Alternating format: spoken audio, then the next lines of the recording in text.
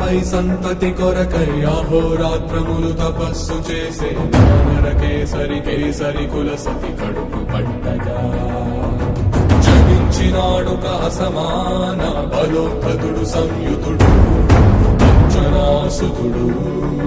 పవననందనుడు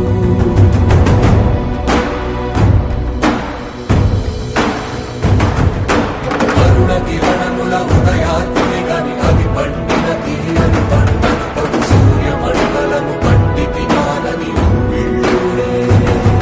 అనుదేహం నాడున రవి మరుగై జగము చీకటై మాయా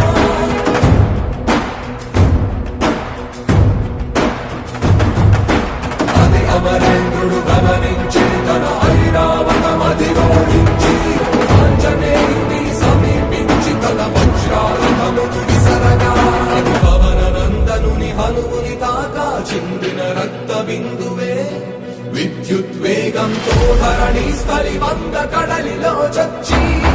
వంద కడలి అట్టడుగున గల శ్రీరంగ శుద్ధి గర్భము చేరి